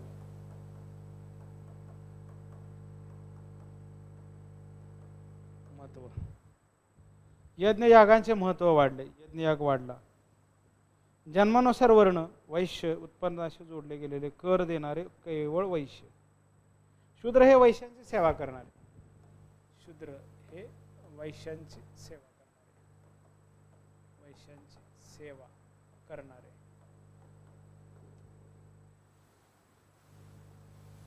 क्षत्रिय युद्ध गुण. क्षत्रियांबद्दल काय क्षत्रिय कोण युद्ध गुण त्यांच्यामध्ये आहेत त्यांना क्षत्रिय म्हणतात. युद्ध गुण. ब्राह्मण क्षत्रियांना नैतिक धैर्य देणे. ब्राह्मण क्षत्रियांना नैतिक धैर्य. राजा विषमत. राजा विषमत. शूद्रांना राज्याभिषेक समारंभामध्ये सहभागी होण्याची परवानगी. देवतांचे वर्णानुसार वर्गीकरण. देवतांचे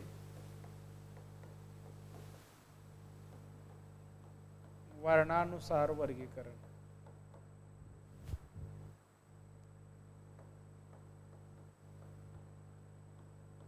वर्गीकरण त्यामध्ये काय बघा. ब्राह्मण मध्ये कोण आहे बघा. ब्राह्मण ब्राह्मणांचे देवता कोण आहेत बघा. अग्नी आणि बृहस्पती. बृहस्पती. क्षत्रिय इंद्र यम आणि सोम. वैश्य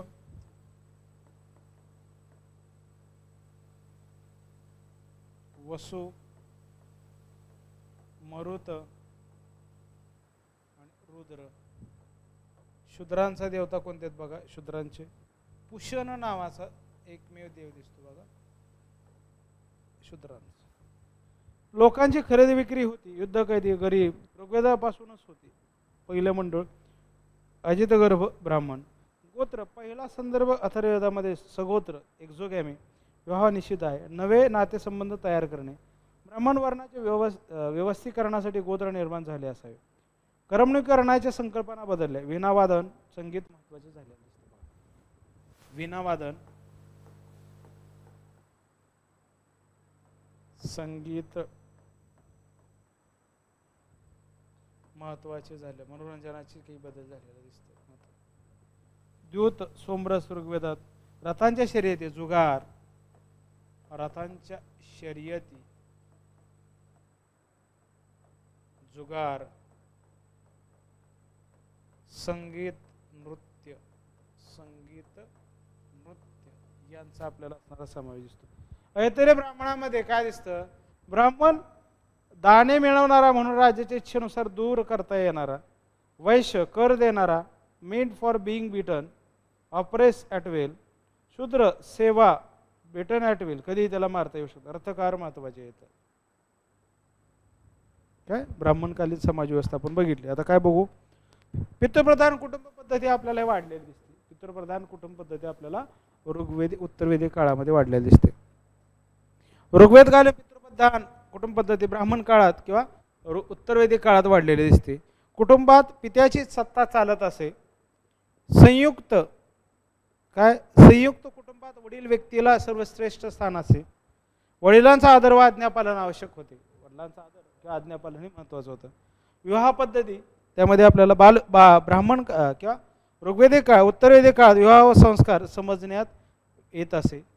मुलामुलींना वयात आल्यावर विवाह करणे आवश्यक असे व जीवनाला विवाहाशिवाय पूर्णता काय म्हणता येईल की येत नसे. पत्नी ही पुरुषांचे औक्षण किंवा अर्धांग म्हणजे अर्धांगिनी समजण्यात येईल. सामाजिक व धार्मिक विधीमध्ये विवाह अनिवार्य झाला. धर्म अर्थ काम मोक्ष या 4 पुरुषार्थांच्या प्राप्तीसाठी माता पिता गुरु यांचे ऋण फेडण्यासाठी आणि वंश चालू ठेवण्यासाठी विवाह करणे आवश्यक होते. पत्नीशिवाय कोणताही धर्मविधी अपूर्ण समजला जात असे. पत्नीशिवाय कोणताही तुम्ही धर्मविधी करत असाल तर तो अपूर्ण समजला जात असे. पत्नीशिवाय कोणताही धर्मविधी. विवाह संस्थेचे आपल्याला काही नियम उत्तरोत्तर कडक झाले दिसतात. गोत्र ब्राह्मण विवाह मान्यता पाहून सगोत्र विवाह बंदी आली. आता विवाह काय होता त्या काळातला बघूया.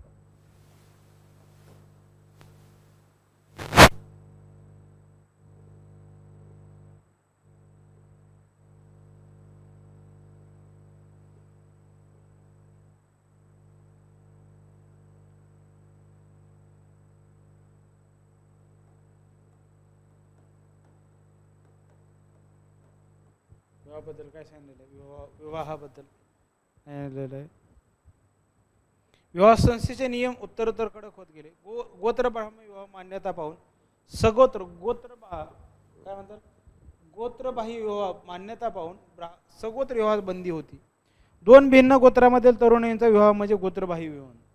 2 वेगळ्या गोत्रातल्या मुलामुलींचा विवाह म्हणजे त्याला गोत्रबाह्य विवाह समज येत असे. एवढं एकाच गोत्रातील मुलामुलींचा विवाह म्हणजे सगोत्र विवाह. एकाच सगोत्र आणि गोत्रबाह्य. त्याचप्रमाणे सवर्ण विवाह मान्यता प्राप्त असून असवर्ण विवाह अयोग्य समजण्यात येत आहे. असवर्ण विवाह अमान्य करण्यात येत असे. सवर्ण विवाह म्हणजे एकाच वर्णातील तरुण तरुणीचा विवाह. उदाहरणार्थ ब्राह्मण वधू तर ब्राह्मणच वर असला पाहिजे. या उलट असवर्ण विवाह म्हणजे भिन्न वर्णातील मुलामुलींचा विवाह. असवर्ण विवाहास अनुलोम म्हणले जाई. अनुलोम आणि प्रतिलोम. अनुलोम सवर्ण विवाह एकाच वर्णातील वधू आणि वर. बरोबर. प्रतिलोम अवर्ण विवाह भिन्न वर्णातील वधूवर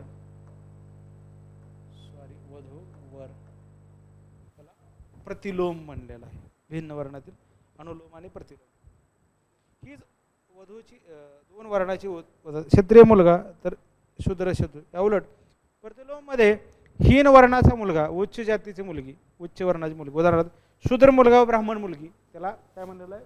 प्रतिलोम म्हणलेलं आहे. असवर्ण विवाह अयोग्य असून सुद्धा झालाच तर फक्त अनुलोम विवाहास मान्यता मिळत असे. अशा प्रकारे अनुलोम आणि अवर्ण दोन्हीत फरक आहे बघा. अनुलोम आणि अवर्ण फरक काय चेंजेस काय आहेत बघा. अयोग्य असून सुद्धा अवर्ण असला तर तो अनुलोम असला पाहिजे. नॉट प्रतिलोम. प्रतिलोम म्हणजे काय? कनिष्ठ जातीचा पुरुष आणि वरिष्ठ जातीची असणारी स्त्री. अशा प्रकारे गोत्रबाह्य सवर्ण विवाह मान्यता प्राप्त असले तरी सगोत्र असवर्ण विवाह करून विवाह संस्थेचे नियम भंग करणारे अनेक व्यक्ती असत. बहुधा श्रीमंतास बहुवत पत्नीत्वाची प्रथा आपल्याला प्रचलित झालेली दिसते. म्हणजे काय श्रीमंतामध्ये आपल्याला एकापेक्षा जास्त पत्नी करण्याची आपल्याला परंपरा सुरू असलेली दिसते. ऋग्वेद कालाप्रमाणे वधूवरांना एकमेकांची निवड करण्याचे स्वातंत्र्य नव्हते. ऋग्वेदी काळात जसं होतं तसं या काळात असलेलं दिसत नाही. पिता स्वकन्या स्वच्छेने कुणालाही देत नसे. विवाहविधी वधूगृही होई. विवाहविधी काय आहे? वधूगृही म्हणजे मुलीच्या घरी विवाह होत असे. कन्यादान विवाह होम पाणीग्रहण अग्निपरिणयन अश्वारोहण लाजा होम सप्तपदी वगैरे विधी विवाह प्रसंगी करण्यात येत असे. विवाहाचे 8 प्रकार आपल्याला या ठिकाणी सांगितलेले आहेत. आता कोणते कोणते 8 प्रकार ते बघूया. त्याची माहिती आपण घेऊ. याच्यावर प्रश्न आलेला आहे बघा.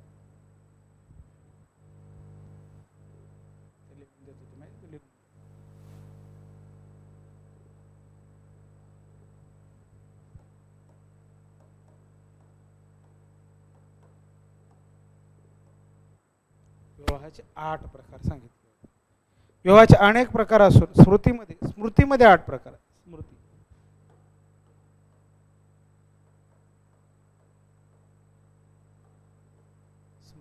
8 प्रकार सांगितलेले आहेत. कुठले कुठले आहेत बघा. ब्रह्मविवाह. ब्राह्म पहिला काय दिलेला आहे बघा. पहिला आपण घेतो ब्रह्मविवाह.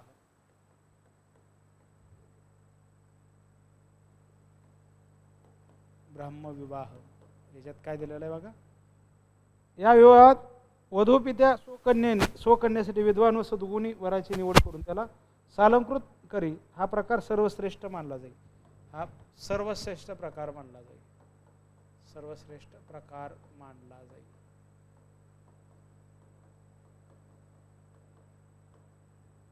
दुसरा प्रजापती विवाह. प्रजापत विवाह. यात काय केलं जायचं बघा. वधूवराने धर्माप्रमाणे वागावे. वराने दुसरी पत्नी करू नये व वानप्रस्थान स्वीकारू अशी शपथ विवाहात केली.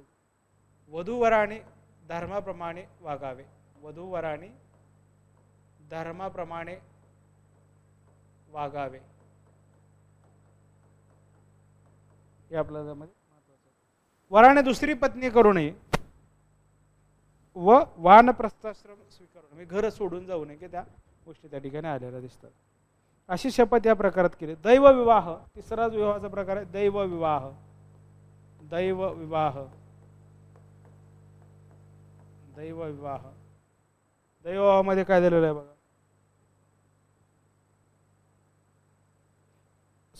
वर स्वहस्ती यज्ञ करीत असत.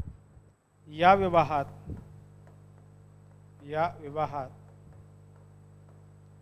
वर स्वहस्ते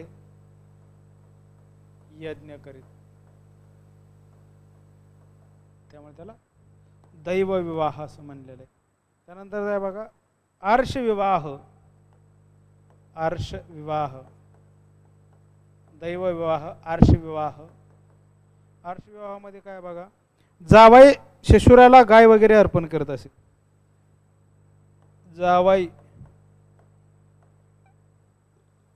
जावाई वराला गाय अर्पण करत असे. जावाई वराला गाय अर्पण करत असे.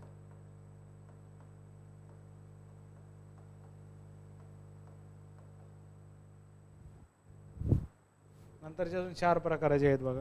5वा पिशाच विवाह. पैशाची म्हणतो आपण. पिशाच. पैशाचे विवाह. पैशाचे विवाह ते काय बघा.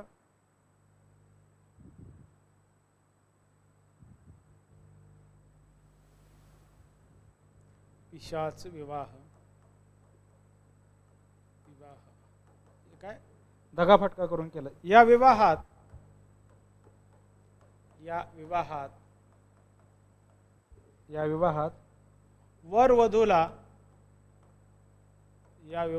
वर वधूला मद्य वगैरे पाजून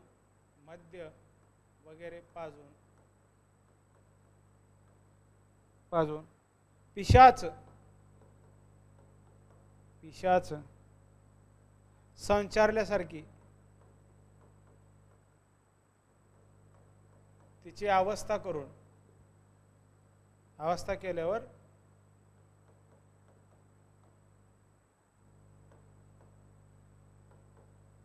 केल्यावर काय म्हणतात त्याला. तिच्याशी दिशाभूल करून विवाह करणे. त्याला पैशाची दिशाभूल करून विवाह करणे त्याला पैशाची विवाह करणे. 6वा राक्षसी विवाह. विवाहाचे 8 प्रकार आहेत बघा. स्मृतीमध्ये सांगितलेले. युद्धात शत्रू पक्षातील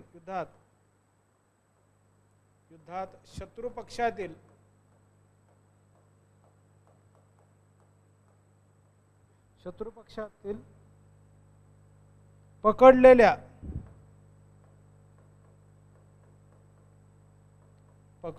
स्त्रीशी केलेल्या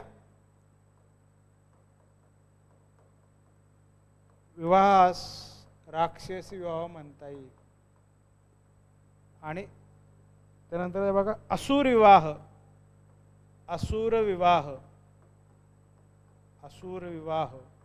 काय बघा तो, या विवाहात वर पैसे देऊन वधूला विकत घेत असे. वर वधूला पैसे देऊन विकत घेत असे, त्याला असुर विवाह म्हणलेला आहे. आणि शेवटचा आहे बघा 8वा गांधर्व विवाह.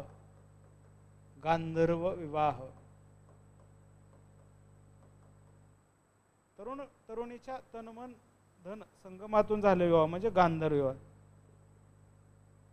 प्रेमचाळ्यांचे रूपांतर विवाहात होत असे. प्रेम व प्रेमचाळ्यांचे विवाहात रूपांतर होणे, तर आपण गांधर्व विवाह म्हणतो. रूपांतर होणे हे गांधर्व विवाहामध्ये असलेलं दिसतं. उपरोक्त प्रकरणात आपण 4 प्रकारे योग्य असून गांधर्व असुर विवाहांना काहींची मान्यता मिळत, पण पिशाच व राक्षस विवाह अत्यंत, पिशाच आणि राक्षस आपल्याला एकदम काय म्हणता येईल चांगला मानत नसेल. विवाह चांगल्या पद्धतीची काही म्हणता येईल मान्यता नव्हती. स्त्री स्वातंत्र्य आपल्याला मर्यादित किंवा नियंत्रित झालेलं दिसतं का उत्तर वैदिक काळामध्ये. ब्राह्मण काळात स्त्री स्वातंत्र्य मर्यादित झाले. पहिल्यांदा लिहून घ्या 8 विवाहाचे प्रकार लिहून घ्या बघा, आणि मग आपण पुढचं बघू. स्त्री स्वातंत्र्याबद्दल बघूया. उत्तर वैदिक काळातलं स्त्री स्वातंत्र्य पटपट लिहून घ्या बघू. Write it down, fastly down करा, पटपट लिहून घ्या.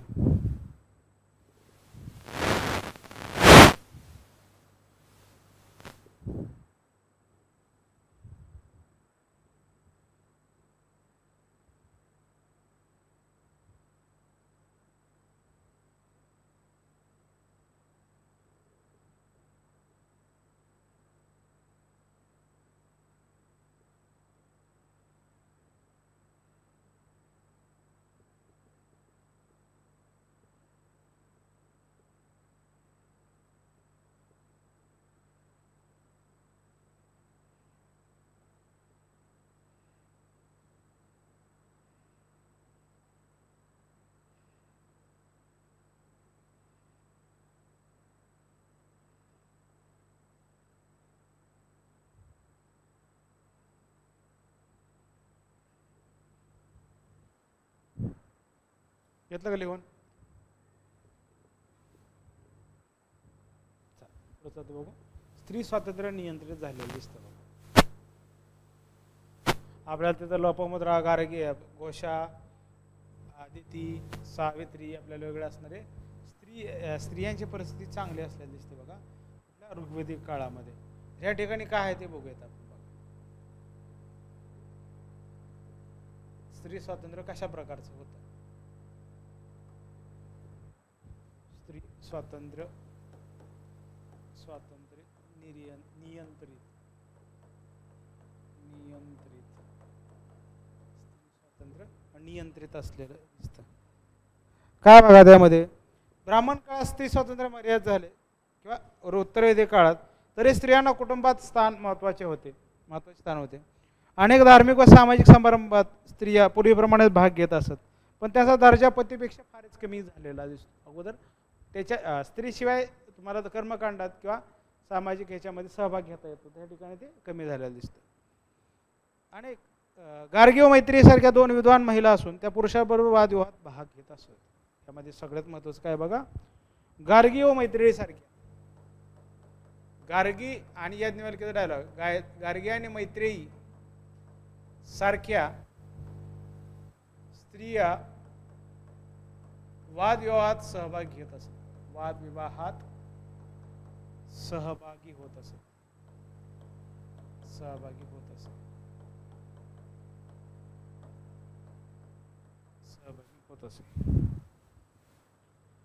पण त्यांचा दर्जा काय म्हणतात सहभागी होत असे, विद्वान त्या पुरुषांबरोबर वादविवाद सहभागात घेत असे. तरी सुद्धा ऋग्वेदा काळापेक्षा उत्तर वेदिक काळात स्त्रियांचे स्वातंत्र्य मर्यादित असे. त्यांचे महत्त्व कमी झाले. नेहमीची युद्धमय परिस्थितीमुळे वंश व ग्रह यांच्या रक्षणार्थ मुलगा होणे अधिक पसंत केल्या जात असे. म्हणजे मुलगा झाला पाहिजे, पसंतीक्रम जास्त वाढलेला दिसतो. त्यामुळे मुलासारखे मुलीच्या शिक्षणाकडे लक्ष पुरवले जात नव्हते. तिचा उपनयन समारंभ होत नसे. स्त्रियांचा उपनयन संस्कार आपल्याला होताना दिसत नाही. ऋग्वेद काळापर्यंत मुलीला आपल्या जीवनसाथी निवडण्याचे स्वातंत्र्य ह्या ठिकाणी नव्हते, जे आपल्याला ऋग्वेदिक काळात होतं ते उत्तर वेदिक काळात नाही. म्हणून तो तिचा विवाह शक्य तितक्या लवकर करण्याचा प्रयत्न करीत असे. परिणामी मुलींचे विवाह वयात येण्यापूर्वीच होऊ लागले. येण्या अगोदरच मुलींची विवाह व्हायची सुरुवात झालेली दिसते. एकपत्नीत्व सर्वत्र प्रचलित असले तर राजवंशात व श्रीमंतात बहुपत्नीत्व आपल्याला आलेलं दिसतं. काय विवाहाची काय बहुपत्नीत्व आलेलं दिसतं बघा. बहुपत्नीत्व आले. दुसरं काय, त्यामुळे मुलगी पित्याला संकटासारखी वाटत असे. मुलगी ही पित्याला काय म्हणता आलं बघा, मुलीचा जन्म हा पित्याला संकट वाटतो, ते असं दिसतं बघा, दुःख निर्माण करतो, संकटासारखी वाटत होती. म्हणून तो तिचा विवाह शक्य तितक्या लवकर करण्याचा प्रयत्न करतो. मुलींचे विवाह वयात येण्यापूर्वीच होऊ लागले. एकपत्नीत्व सर्वत्र प्रचलित असले तरी राजवंशात व श्रीमंतात बहुपत्नीत्व प्रचलित होते. त्यामुळे आवडतीला महत्त्व, नावडतीची महानहानी होऊ लागली. स्त्रियांनी पुनर्विवाह करणे अयोग्य मानले झाले. पुनर्विवाह करणे स्त्रियांनी अयोग्य मानले जाऊ लागले. अयोग्य मानले जाऊ लागले.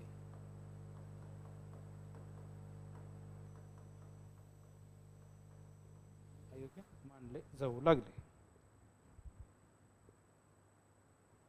या विधवा विवाह सुद्धा त्याज मानला जाऊ लागला. विधवा विवाह सुद्धा ब्राह्मण पुरोहितांचे वाढते प्रस्थ व त्यांचे वाढते विविध धर्मवेद यामुळे स्त्रियांचे स्वातंत्र्य व महत्त्व कमी होऊ लागले. ऋग्वेद काळाप्रमाणे ब्राह्मणकालीन धर्मविधीत स्त्रियांना महत्त्व नव्हते. पूर्वीप्रमाणे प्रत्येक समारंभात धर्मविधी स्त्रियांची उपस्थिती आवश्यक नव्हती. नृत्य, गायन, वादन वगैरेसाठी स्त्रियांचा वाढता उपयोग करण्यात येऊ लागल्यामुळे ऋग्वेद काळाप्रमाणे त्यांचा नैतिक दर्जा उच्च राहिला नाही. ऋग्वेदिक काळात जसा नैतिक दर्जा उच्च स्त्रियांचा होता तसा या काळात राहिलेला दिसत नाही. अशा अनेक कार्यामुळे स्त्रियांचे स्वातंत्र्य व स्थान मान मर्यादित होऊन त्यांचे उत्तरोत्तर पतन होऊ लागले. आता हे झालं. आपण पहिलं पुढे बघितलं वेशभूषा काय आहेत बघा. म्हणजे एकूणच काय म्हणता येईल बघा, काय विधान करता येईल बघा आपल्याला. एकूणच स्त्रियांची परिस्थिती अधिक खालावली, पितृसत्ताकपणा वाढला, स्त्रियांचं स्वातंत्र्य कमी झालं, स्त्रियांना वेगळ्या गोष्टीमध्ये सहभाग घेता येत नव्हता. अजून काय काय सांगता येईल बघा.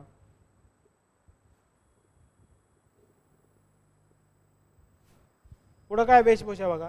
स्त्री पुरुष काय म्हणतात त्याला, सुती, लोकरी व रेशमी कपड्यांचा वापर करतात. सुती, लोकरी व रेशमी कापडांचा वापर करत असतात. रेशीमचा वापर करत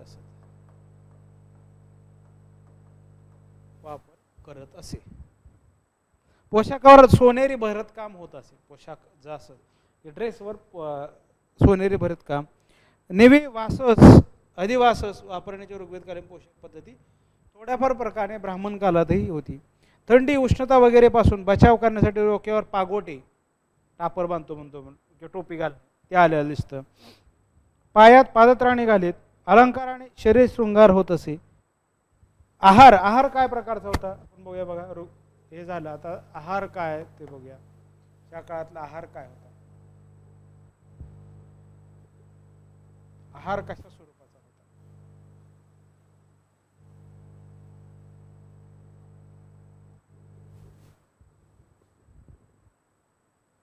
आहार काय स्वरूपाचा होता. आहार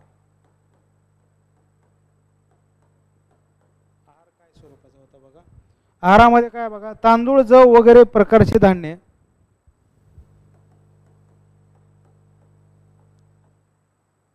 तांदूळ, जव यासारखे धान्य यासारखे धान्य, दूध व त्यापासून होणारे पदार्थ, पशुपक्ष्यांचे मांस, पशुपक्ष्यांचे मांस हे ते खात असत, फळे, पालेभाज्या, सोम, सुरा वगैरेंचा आर्यांच्या आहारात समावेश होत असे. मनोरंजन, मनोरंजन काय स्वरूपाचं होतं? मनोरंजन जर आपण पाहिलं तर काय आपल्याला दिसतं? युद्धासारखं, जुगार आहे, द्यूत आहे, तसं आपल्याला काळात काय काय दिसतं ते बघूयात. ऋग्वेद काळापेक्षा ब्राह्मणकालीन मनोरंजन साधने सुधारलेली असून त्यांची संख्या वाढलेली दिसते. अनेक प्रकारचे वाद्य अस्तित्वात होते. वाद्य म्हणजे काय? संगीत आपल्याला दिसतं, वाद्य अस्तित्वात आलेले दिसतात.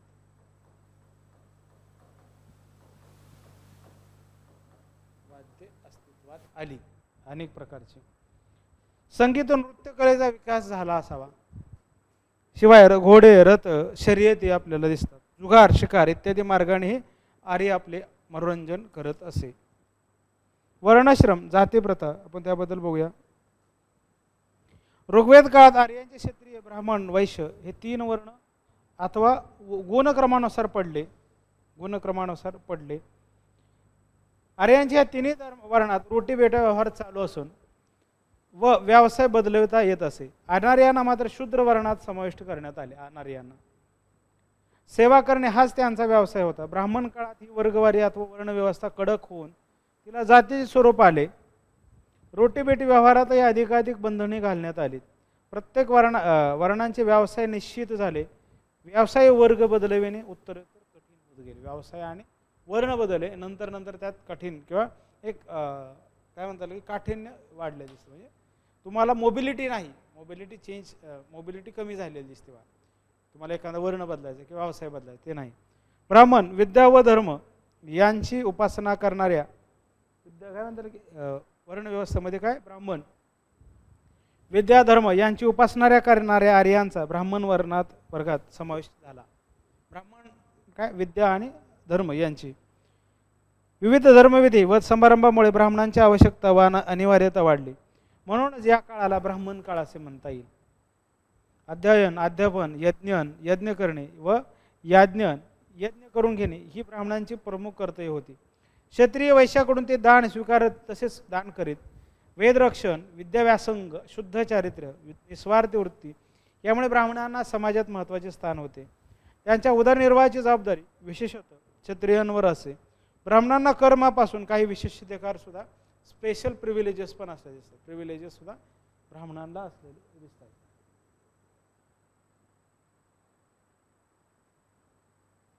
आता क्षत्रिय काय म्हणतात बघा.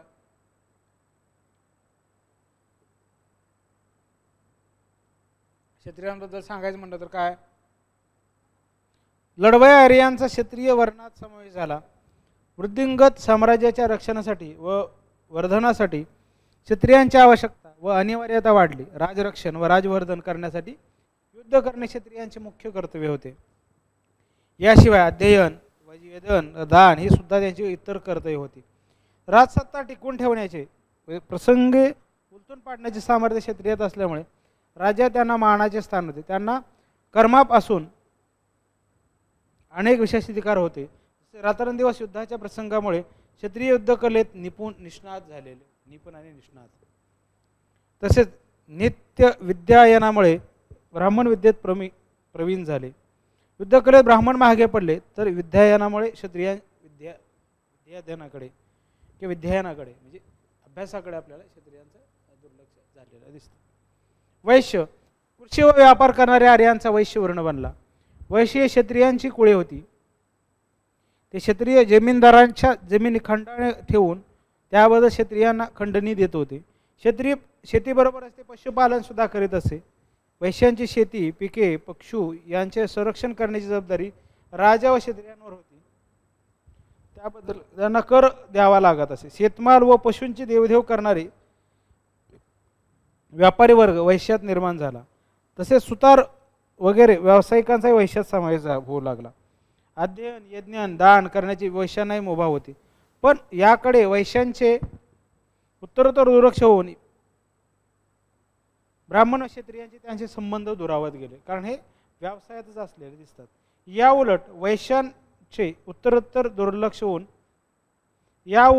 आपल्याला काय दिसतं, कृषी कार्याकडे शूद्रांची आवश्यकता असल्यामुळे वैश्यांची शूद्राचा संबंध वाढलेला दिसतो. वैश्यांचा शूद्रासोबत संबंध वाढला आणि त्यातनं आपल्याला काय मोबिलिटी झालेली. त्यामुळे वैश्यांचा सामाजिक दर्जा खालावत गेला. त्यांना विशेष अधिकार कुठल्याही प्रकारचे नव्हते का, तर होते, उपनयन संस्कार होता. अनार्यांचा शूद्र वर्गात समावेश झाला. अनार्यांचा शूद्र वर्गात समावेश झाला. शूद्र हे आर्यांचे दास होते. आर्यांची सेवा करणे हे त्यांचे प्रमुख कर्तव्य होते. अंग मेहनतीची व हलक्या प्रतीची कामे शूद्रांना करावी लागत होती. अंग मेहनत म्हणजे हार्डवर्क जे आहे जास्तीत जास्त. आर्यांचे आज्ञापालन व न केल्यास त्यांना मृत्यूदंडासारखा कठोर शिक्षा देण्याचा आर्यांना अधिकार होता. म्हणजे तुम्ही जर आदेश पाळला नाही ब्राह्मणांचा, तर तुम्हाला किंवा आर्यांचा आदेश नाही पाळला तर तुम्हाला त्या एवढी कठोर शिक्षा ही त्यांच्याकडून दिली जात असे, म्हणजे मृत्यूदंडासारखी शिक्षा दिली जात असे. यज्ञ अन्वदान करण्याचा शूद्रांना अधिकार नव्हता. मालमत्तेचा तर अधिकार नव्हताच नव्हता. Right to property after 300A is the legal rights. Constitutional पहिलं काय फंडामेंटल राईट्समध्ये आलं बघा. त्याच्यानंतर तो आपल्याला आता आजच्या काळात काय बघा, राईट टू प्रॉपर्टी हा लिगल राईट्स आहे. आपला 300A article number 300A legal right. वर्णव्यवस्थेचे गुणदोष आर्यांचे राजकीय, सामाजिक, आर्थिक, धार्मिक, सांस्कृतिक प्रश्न सोडवण्यासाठी चातुर्वर्ण व्यवस्था अस्तित्वात आली. अशा प्रकारे समाजाच्या अनेक वर्गात विभाजन प्रथम सोयीस्कर वाटते. प्रथम वर्ण बंधने विशेष कडक नव्हती. ब्राह्मण किंवा क्षत्रिय होणे जन्मावर अवलंबून नसून गुणकर्मावर अवलंबून आहे. त्यामुळे योग्यता व सामर्थ्यानुसार प्रत्येकाला आपली प्रगती करण्यास वाव होता. पण कालांतराने जन्माने वर्ण निश्चित होऊ लागल्यामुळे वर्णाला जातीचे स्वरूप प्राप्त झाले. हळूहळू त्याला झालेलं दिसतं. जातीबंधने उत्तरोत्तर कडक व कठोर झाली. अस्पृश्यतेसारखी कलंकमय प्रथा वैदिक धर्मात शिरली आणि ब्राह्मण क्षत्रियांचे महत्त्व जेवढे वाढले तेवढेच वैश्य शूद्रांचे महत्त्व आपल्याला डिक्लाइनिंग पोझिशनला आलेलं दिसतं, कमी झाले. राजरक्षणाची जबाबदारी केवळ क्षत्रियांवरच असून संरक्षणदृष्ट्या देश दुर्बल बनला आणि जातीची संख्या ही बरीच वाढून त्यांच्यात आपसात भेद व द्वेष, कलह निर्माण झाला. विषमता निर्माण होऊन देशाच्या प्रगतीत त्यातनं अडथळे. त्यानंतर आश्रम व्यवस्था आहे, त्यात वेगळ्या आश्रमांची माहिती आपण बघितलेली आहे, त्या बघूया. आणि त्याच्यानंतर मग ब्राह्मणकालीन आर्थिक जीवन काय आहे ते बघूयात बघा उद्याच्या लेक्चर्समध्ये. इथंपर्यंत कोणाला काय समजलं असेल नसेल त्याच्याबद्दल विचारा तुम्ही.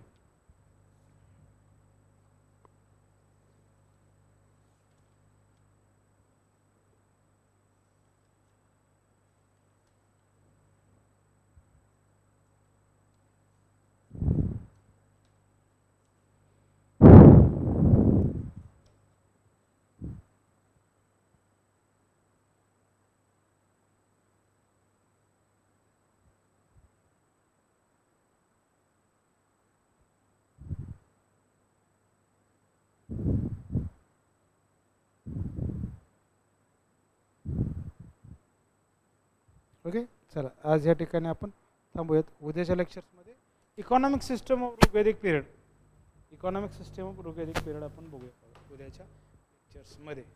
ओके, चला आज या ठिकाणी आपण थांबूयात. थँक्यू.